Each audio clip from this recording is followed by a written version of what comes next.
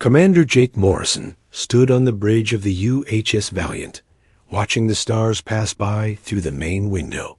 His ship had been traveling through space for 3 weeks now, looking for new planets that humans might be able to live on someday. The mission was routine, but Jake never got tired of seeing new worlds. "Commander, we're getting close to the Kepler system," said Lieutenant Ben Rodriguez from his seat at the navigation controls.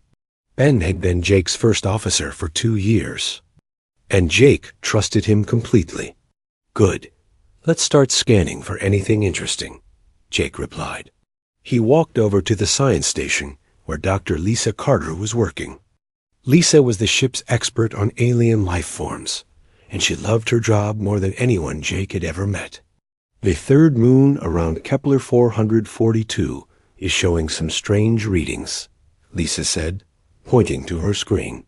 "There's something metallic on the surface, but it's not natural rock." Jake looked at the readings carefully.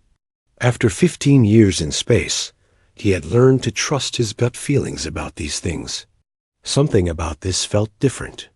"Take us down for a closer look," he ordered. The UHS Valiant changed direction and headed toward the small moon. As they got closer, their cameras showed them something that made everyone on the bridge go quiet. There, sitting in a crater on the moon's surface, was the wreckage of a spaceship. But it wasn't like any ship they had ever seen before. "That's definitely not human," whispered Ensign Carol White, the ship's communications officer. "And it's not from any of the other species we know about either." The crashed ship looked almost alive. Its metal hull had smooth curves like a living creature, and strange crystal formations grew out of it in places. Even though it was clearly damaged, faint light still pulsed along its surface like a slow heartbeat. "Life signs?" Jake asked. Lisa worked quickly at her instruments. "I'm detecting one weak life sign inside the wreck. Whatever it is, it's still alive, but barely." Jake made his decision quickly. "Ben, get a shuttle ready. Lisa, grab your medical kit. We're going down there." "Sir, shouldn't we call this in to headquarters first?" Ben asked. "Unknown alien species. Unknown technology. ...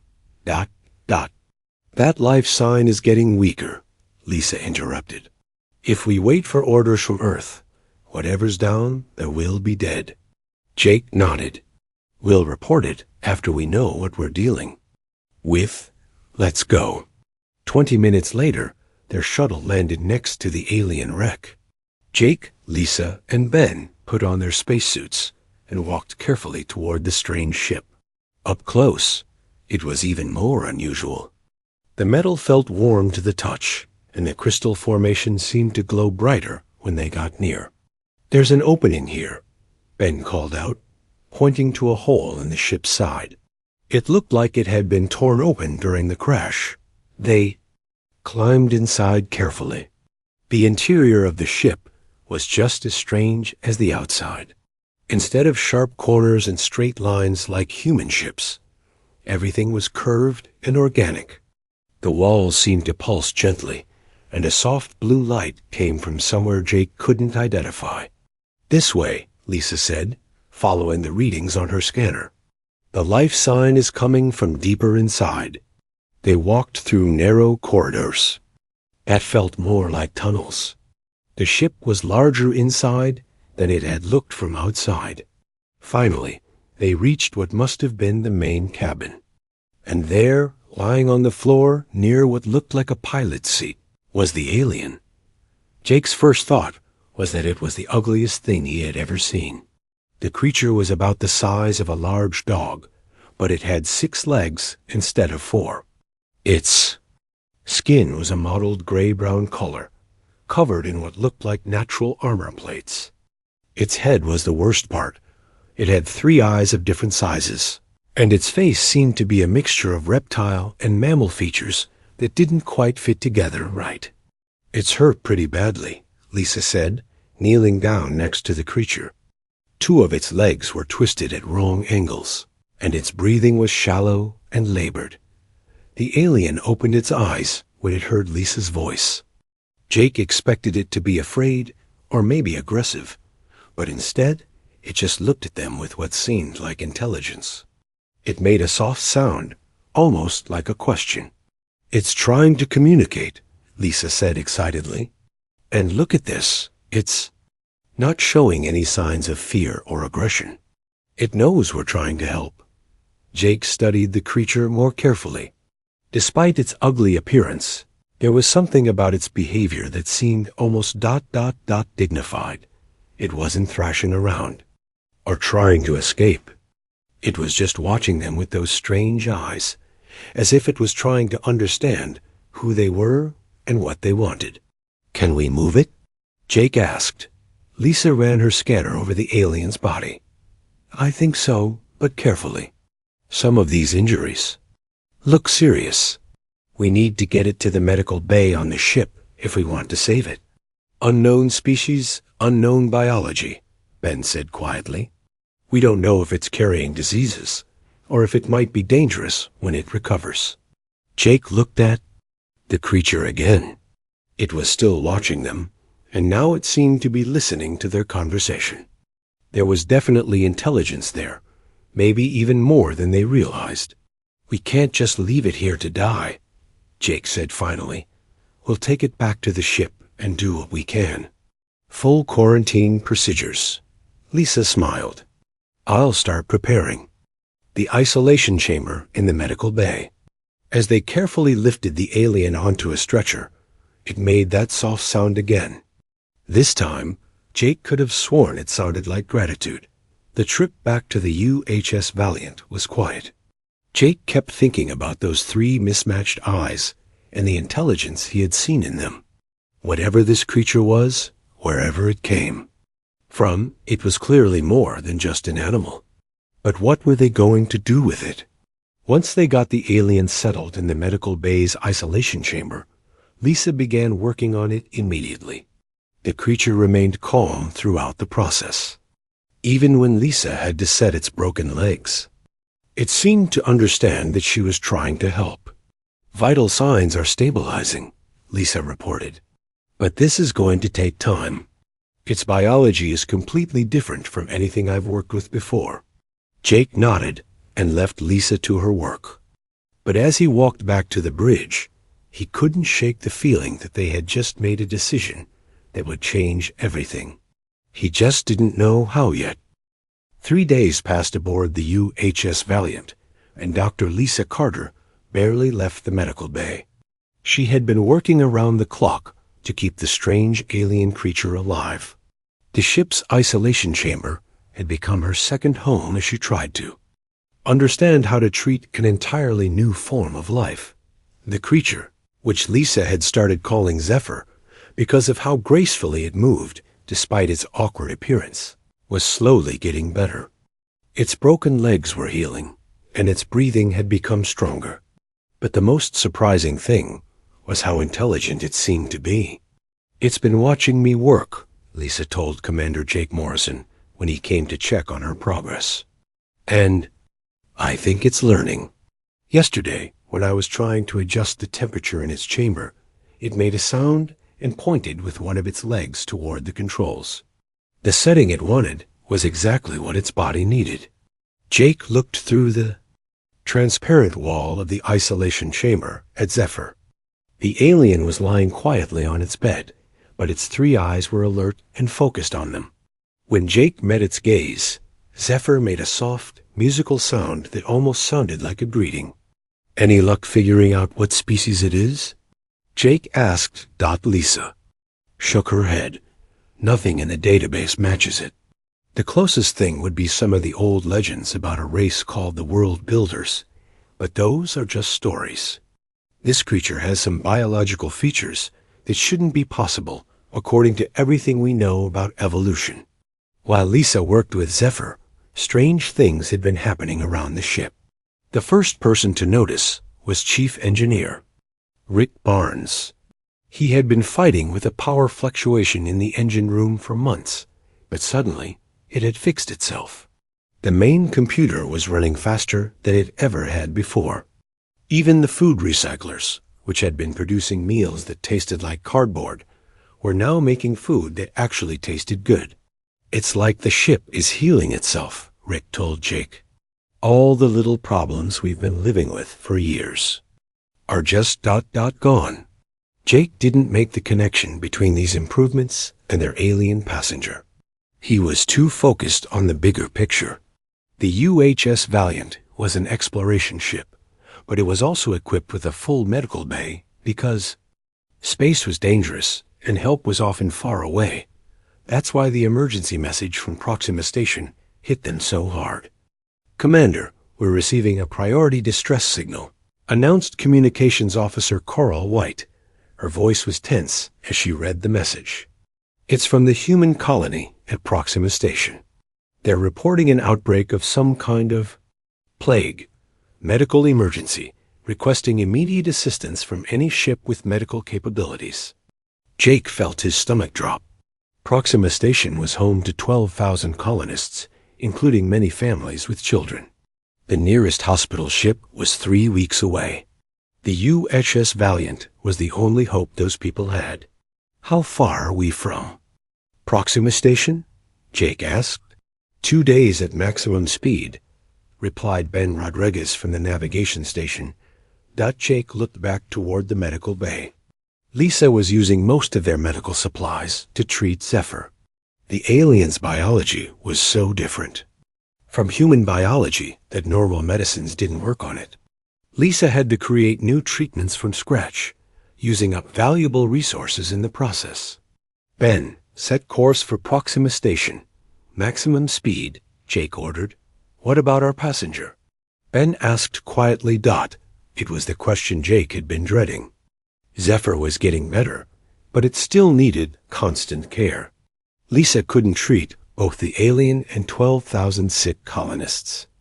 The ship's medical supplies were limited, and they would need everything they had for the emergency at Proxima Station. Jake made one of the hardest decisions of his career. "We'll find it a safe place to recover, somewhere with a good environment, where it can heal on its own." Lisa looked up from her work, shocked. "Commander, you can't be serious. Zephyr is just starting to recover. It needs medical attention for at least another week, maybe 2, and 12,000 people are dying," Jake replied. "I'm sorry, Lisa, but we have to prioritize human lives." The argument that followed was heated. Lisa argued that they had made a commitment to help Zephyr, and that abandoning it now would be like leaving an injured person on the side of the road.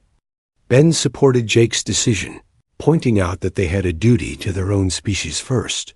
Zephyr seemed to understand that something was wrong. It became more active in its chamber, making soft sounds and looking back and forth between Jake and Lisa. The creature's 3 eyes seemed to be pleading, but not for itself. It was almost as if it understood the situation and was trying to tell them that it would be okay. Jake spent hours searching the ship's database for a suitable planet. He finally found Kepler 438b, a world in a nearby system. It had a breathable atmosphere, plenty of water, and a mild climate. The planet was officially rated as suitable for human life, though it had never been colonized because it was so far from the main shipping routes. "It's not perfect," Jake told Lisa as they prepared to leave Zephyr on the planet's surface. "But it's the best we can do under the circumstances." They built a small shelter for Zephyr near a freshwater stream.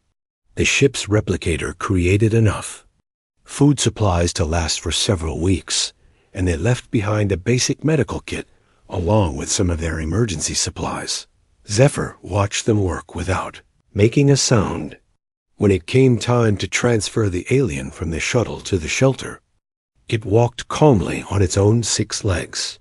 The broken bones had healed enough that it could move around, though it was still weak. "I'm sorry," Lisa whispered to Zephyr as she helped it into the shelter. "I wish there was another way."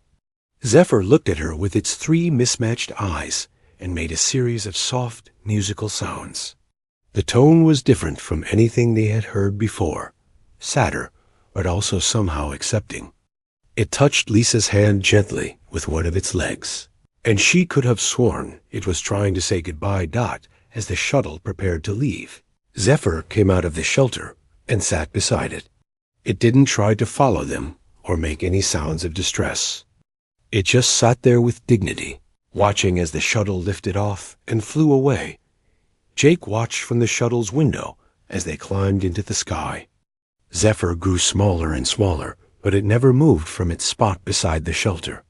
Something about the sight made Jake's chest feel tight.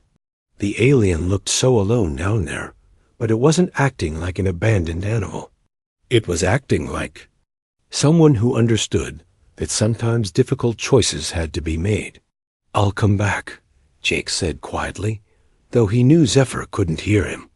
"As soon as we're done at Proxima Station, I'll come back and check on you." But even as he made a promise, Jake wondered if he would be able to keep it. Space was vast, and there were always new emergencies, new missions, new reasons to delay. How many times had he seen good intentions get lost in the endless demands of duty? The UHS Valiant jumped to faster-than-light speed, leaving Kepler 438b behind. In the medical bay, Lisa packed up the equipment she had been using to treat Zephyr. The isolation chamber sat empty, its lights dimmed. "The ship feels different," Chief Engineer Rick Barnes mentioned to Jake later that day. "Quieter somehow. And some of those improvements we've been seeing, they're starting to fade." Jake nodded, but his mind was elsewhere. He was thinking about 3 mismatched eyes and the dignified way Zephyr had accepted its fate.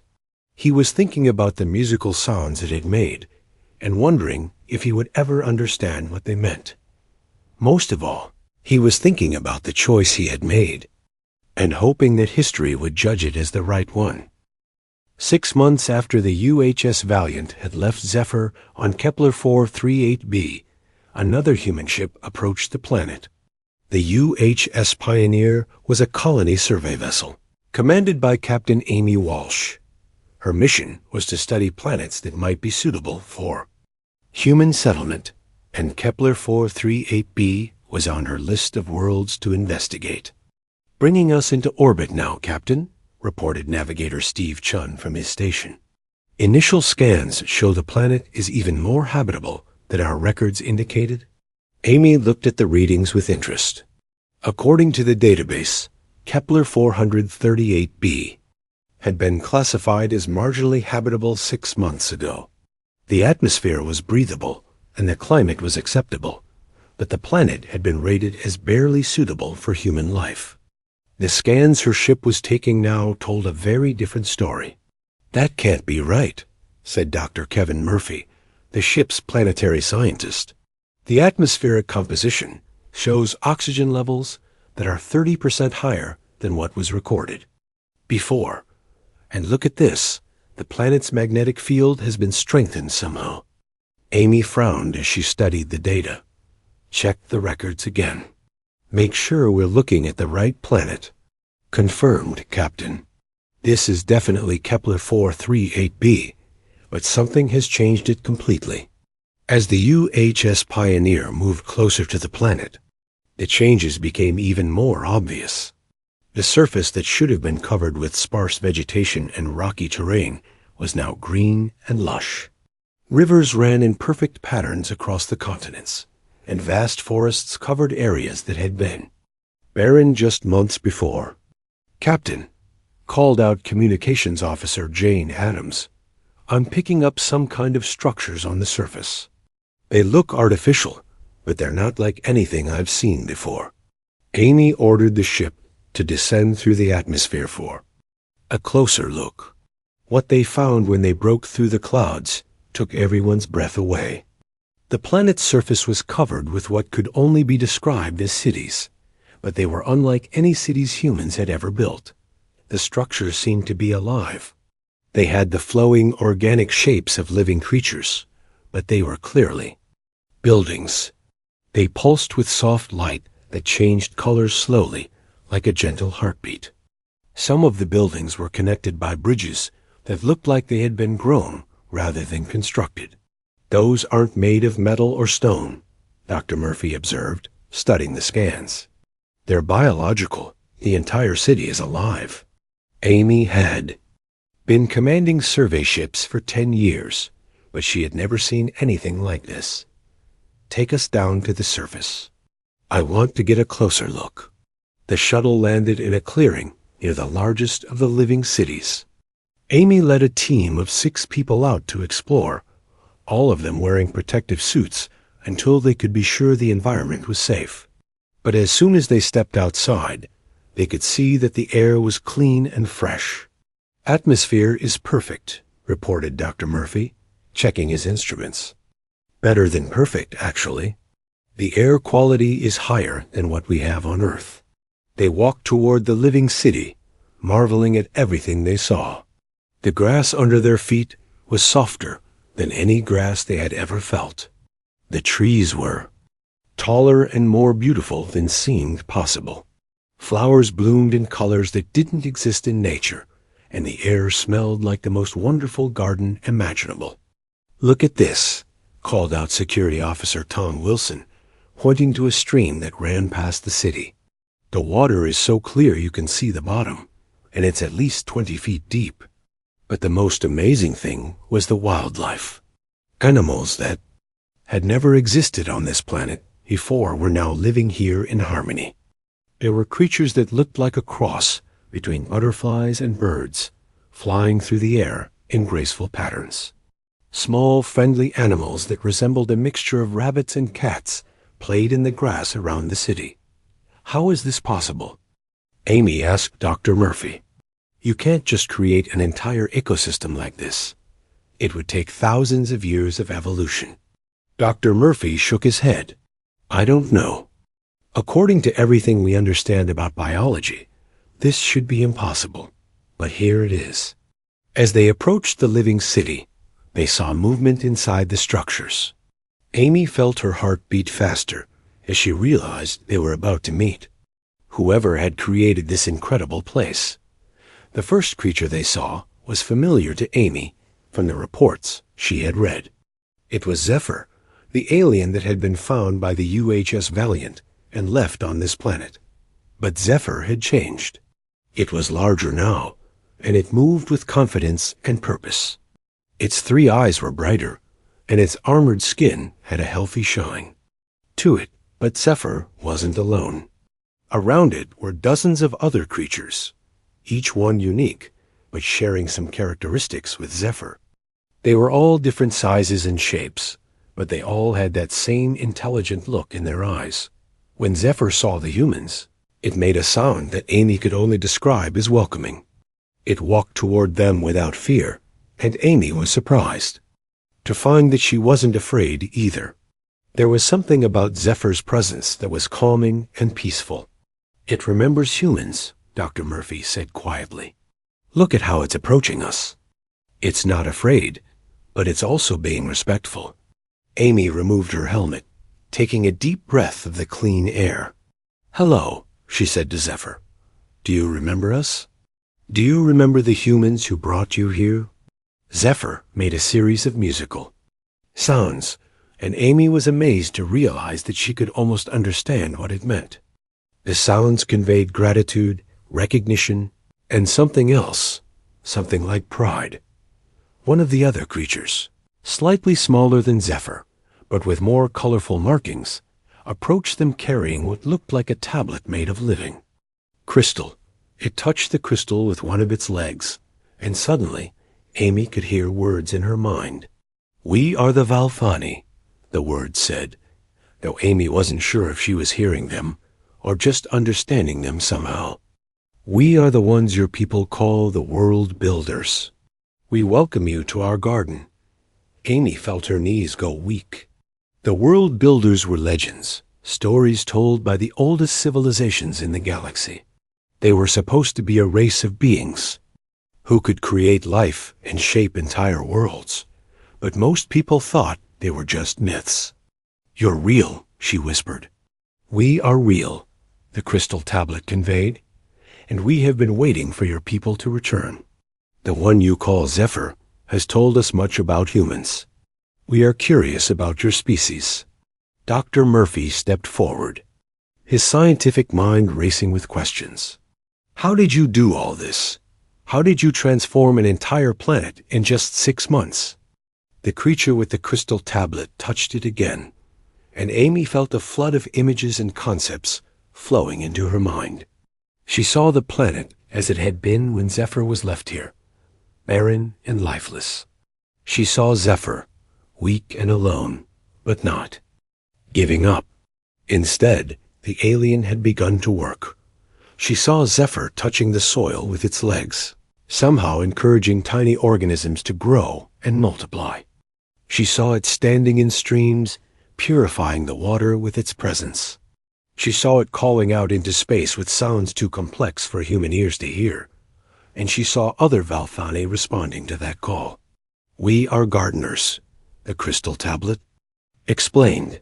We find worlds with potential and help them become what they can be, but we do not force change. We only guide what already wants to grow. Amy understood now why the planet felt so perfect. It wasn't just that the Valthani had changed. They had helped it become what it was meant to be all along. Zephyr, Amy said, looking at the creature that had started it all. The humans who left you here, they didn't abandon you because they didn't care. They had to save other humans who were dying. Zephyr made a soft sound and touched Amy's hand. With one of its legs, the touch conveyed understanding and forgiveness. It had never been angry about being left here. Instead, it had seen the planet as a gift, a chance to create something beautiful. We know, the crystal tablet said. We have been watching your species for a long time. We see both your potential and your struggles. The humans who brought Zephyr here showed us something important about your people. What did they show you? Amy asked. They showed us that humans can be kind to creatures that are different from them. They showed us that you will help others even when it is difficult. But they also showed us that you face hard choices and that sometimes kindness must be balanced with duty. Amy felt tears in her eyes as she looked around at the paradise that had been created from what was once a barren world. What do you want from us? We want to teach you, the crystal tablet replied. We want to show you how to be gardeners instead of just explorers. But first, we need to know if your people are ready for such knowledge. Zephyr made another musical sound, and Amy felt a sense of anticipation in the air. Whatever happened next, she knew that this moment would change everything. For humanity, the ugly alien that had been abandoned here had become the key to a future that was more beautiful than anyone had ever imagined. News of the discovery on Kepler 438b spread through human space like wildfire. Within days, every major news network was reporting the story of the transformed planet and the legendary world builders. The UHS Valiant was immediately recalled from its mission to return to Kepler 438b, bringing with it Dr. Lisa Carter and the crew who had first encountered Zephyr. Lisa stood in the shuttle bay of the UHS Pioneer, preparing to return to the planet's surface. Her hands were shaking slightly as she checked her equipment. 6 months ago, she had been forced to leave Zephyr alone on this world, and the guilt had been eating at her ever since. Are you ready for this? Asked Captain Amy Walsh, who had volunteered to accompany Lisa on this reunion. Lisa nodded, though she wasn't sure she was ready at all. I just hope it doesn't hate me for what we did. From what I've seen, the Valthani don't seem to hold grudges. Amy replied gently. They understand that difficult choices sometimes have to be made. The shuttle landed in the same clearing where Amy's team had first made contact with the world builders. This time, however, they were expected. Zephyr was waiting for them, along with several other Valthani and what appeared to be a much more advanced version of the crystal tablet communication device. When Lisa stepped out of the shuttle, Zephyr immediately approached her. The alien had grown even more since Amy's first visit, and its movements were graceful and confident. But what struck Lisa most was the intelligence in its three eyes, an intelligence that seemed somehow deeper and more complex than it had been before. "Zephyr," Lisa said softly, kneeling down to be at the same height as the alien. "I'm so sorry we had to leave you here. I wanted to stay and help you recover, but ... Zephyr made a series of musical sounds that Lisa remembered from their time together on the ship. But now the sounds were richer, more complex, like a language that had evolved and grown. The alien reached out with one of its legs and gently touched Lisa's hand. The moment their skin made contact, Lisa felt a flood of emotions and images flowing into her mind. She saw the planet as Zephyr had experienced it during those first difficult days alone. She felt the alien's pain and weakness, but also its determination to make something beautiful from the gift it had been given. "You weren't abandoned," the crystal tablet conveyed as one of the other Valthani operated it. "You were given a world to tend." Zephyr understood this from the beginning. Lisa felt tears running down her face as she continued to experience Zephyr's memories. She saw the alien's first attempts to encourage life on the barren planet, working despite its injuries and exhaustion. She saw it calling out into space, sending complex biological signals that other Valthani could detect across vast distances. "How many of you came?" Amy asked, looking around at the dozens of Valthani who had gathered to meet them. "We are not many," the crystal tablet replied. "Our species has always been small in number, but we have been traveling the galaxy for millions of years, helping worlds reach their potential. When Zephyr called to us, we came to see what your species had made possible." Dr. Kevin Murphy, who had accompanied them on this trip, stepped forward with his scientific instruments. "The transformation of this planet violates everything we know about biology and ecology. How is it possible to create such changes so quickly?" The Valthani, who operated the crystal tablet, touched it again, and suddenly Murphy's mind was filled with concepts and knowledge that made him stagger. Lisa saw him grab onto Amy's arm for support as waves of information flowed through his consciousness. "We do not create life," the tablet explained. "We awaken it. Every world has potential locked within its soil, its water, its air. We simply help that potential become reality. But this is not magic. It is science beyond what most species understand." Lisa looked around at the paradise that surrounded them. "And you want to teach this to humans?" "We want to teach it to those who are ready," the tablet replied. "Your species has shown us both great kindness and great wisdom. But you have also shown us that you can be destructive when you are afraid or desperate." Zephyr made another series of musical sounds, and Lisa felt herself understanding the meaning without needing the crystal tablet to translate.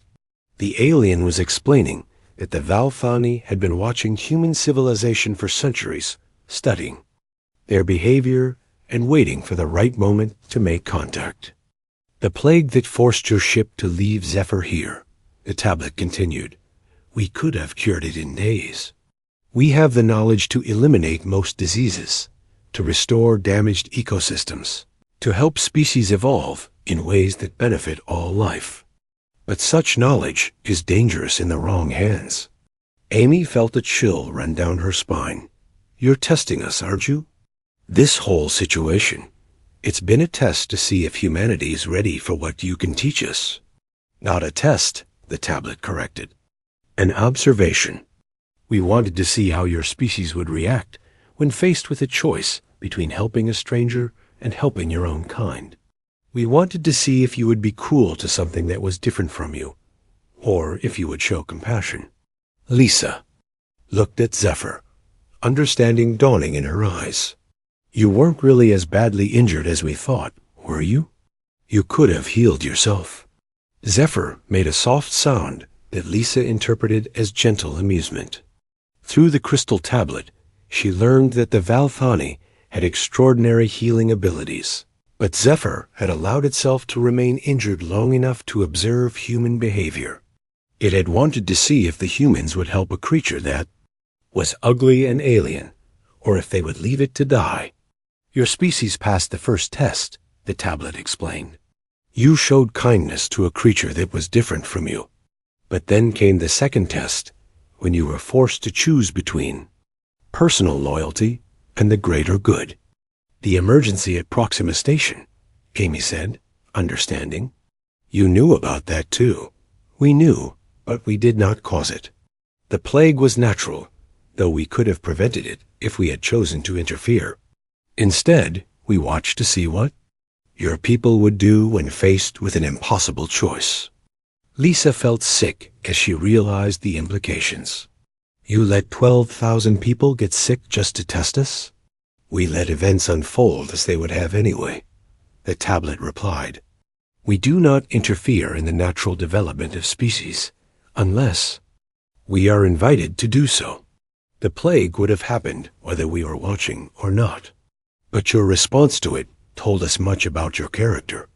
Murphy, who had been quiet while processing the flood of information he had received, suddenly spoke up. The improvements to the ship, the systems that started working better after we brought Zephyr aboard, that was you, wasn't it?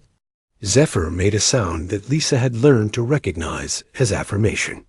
Through the crystal tablet, they learned that the Valthani naturally improved the efficiency of any system they were near. It was part of their nature as gardeners.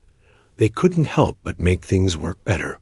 And when we left, Lisa said, the improvements started to fade because Zephyr wasn't there anymore. Correct, the tablet confirmed. We do not force our gifts upon others. When we are not welcome, our influence naturally diminishes. Amy looked around at the incredible world that had been created in just 6 months. What happens now? Are you going to share your knowledge with us? That depends, the tablet replied.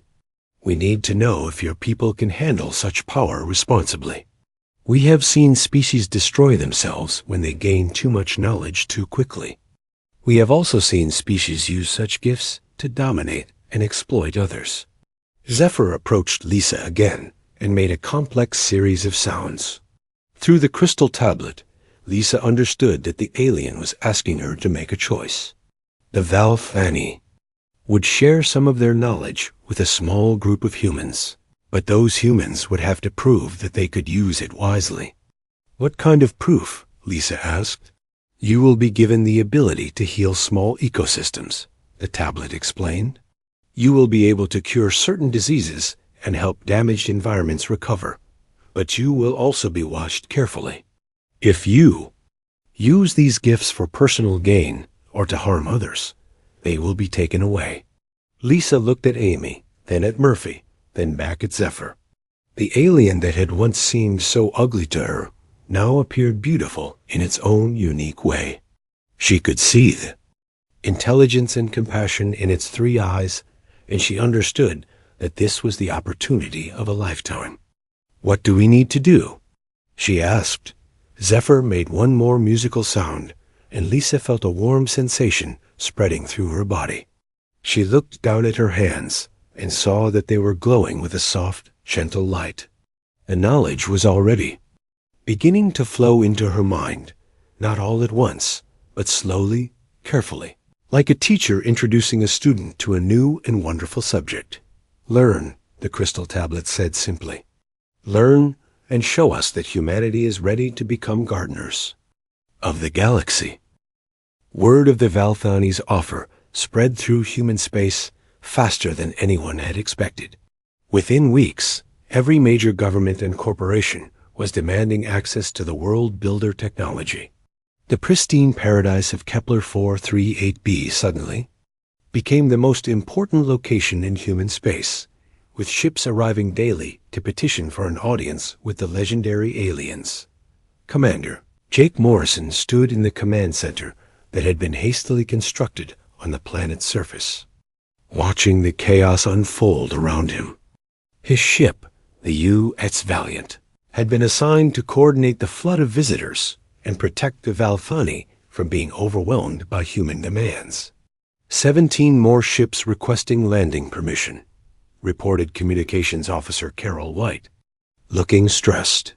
That includes 2 military vessels, 5 corporate research ships, and a delegation from the Earth Senate. Jake rubbed his temples, feeling a headache coming on. It had been 3 months since the Valfani had offered to share their knowledge with humanity, and the response had been exactly what he had feared. Instead of approaching this opportunity with wisdom and patience, humans were treating it like a gold rush. Tell them they'll have to wait in orbit like everyone else, Jake said. The Valfani will only meet with small groups, and only after they've been properly briefed on the guidelines. Dr. Lisa Carter approached Jake's station, carrying a tablet full of reports. She had been working closely with Zephyr and the other Valfani for months now, learning the basics of their biological enhancement techniques. The knowledge was incredible, but it came with strict limitations. "How are the test groups doing?" Jake asked her. Lisa's expression was mixed, part excitement, part concern. "The results are amazing when people follow the guidelines. Dr. Sarakin's team on Europa managed to restore a damaged coral reef in just 2 weeks. The water quality improvement program on Mars is ahead of schedule." But double quotes. But Jake prompted. 3 of the test sites have had their access revoked, Lisa admitted. The team on Titan tried to use the enhancement techniques to increase crop yields for profit instead of ecological balance. The research station on Ceres attempted to weaponize some of the biological processes. And the worst case was the group on Luna. They tried to capture and study one of the Valfani without permission. Jake felt his heart sink. This was exactly what Zephyr and the other world builders had been worried about. Humans had been given a gift of incredible power, and some of them were already trying to abuse it. "What did the Valfani do?" Jake asked. Zephyr was very calm about it, Lisa said. "It just touched the crystal tablet and said, 'We understand. Your species is still learning.' Then all the enhancement abilities those groups had been given simply stopped working. The knowledge didn't disappear. It's still in their minds, but they can't access it anymore." Jake walked over to the window that looked out toward the living city where Zephyr and the other Valfani lived. The alien structures pulsed with their gentle bioluminescent glow, a reminder of what was possible when power was used with wisdom instead of greed. "Sir," called out Ben Rodriguez, who had been monitoring the orbital traffic, "we've got a problem. The corporate ship Meridian Industries is refusing to wait for clearance. They're demanding immediate access to the Valfani, and they're threatening to land by force." Jake felt anger rising in his chest. This was exactly the kind of behavior that would convince the Valfani that humans weren't ready for their gifts. Hail them. Tell them that any unauthorized landing attempts will be met with defensive action. "Sir, they're launching shuttles." "Anyway," Ben reported, 3 armed shuttles, heading directly for the Valfani settlement. Jake made a decision that he hoped he wouldn't regret. "All ships in orbit, this is Commander Morrison. Any vessel attempting to land without authorization will be considered hostile. UHS Valiant, prepare defensive measures." What happened next would later be remembered as the moment humanity proved itself worthy of the Valfani's trust. Ships from a dozen different nations and organizations moved to intercept the Meridian Industries shuttles. The captains of these vessels had put aside their competition and rivalry to protect the world builders from human greed. "Meridian shuttles, you are surrounded," came the voice of Captain Maria Santos from the Brazilian research vessel Sao Paulo. "Return to your ship immediately or face the consequences." The standoff lasted for 2 tense hours. The Meridian Industries shuttles were outnumbered 20 to 1, but they had more advanced weapons. It looked like violence might be inevitable until something unexpected happened. Zephyr appeared on the communications channel. The alien had learned to use human technology with remarkable speed, and its three-eyed face now looked out from every screen in the human fleet. When it spoke, its words were translated by the crystal tablet, but somehow everyone could hear the musical quality of its natural voice underneath. "We understand what is happening here," Zephyr said. "Some of your people wish to take by force what can only be given freely. This saddens us, but it does not surprise us. We have seen this behavior in many species." The Meridian shuttles had stopped their advance, apparently as surprised as everyone else to hear from the alien directly. "But we have also seen what we hoped to see," Zephyr continued. "We have seen humans choosing to protect others rather than seeking personal gain. We have seen them working together despite their differences. We have seen them showing wisdom and restraint when it would be easier to be selfish." Jake felt a warm sensation flowing through his body, and he realized that he was experiencing some kind of telepathic communication from Zephyr. The alien was sharing its memories of the past few months, the careful way most humans had approached, learning the world builder techniques, the patience they had shown when progress was slow, the way they had helped each other overcome difficulties. "The test is complete," Zephyr announced. "Your species has shown us what we needed to see. You are ready to begin learning our ways in earnest." The Meridian shuttles suddenly found their weapon systems disabled. Not destroyed or damaged, simply turned off, as if someone had flipped a switch. The shuttles themselves continued to function normally, but their ability to cause harm had been removed.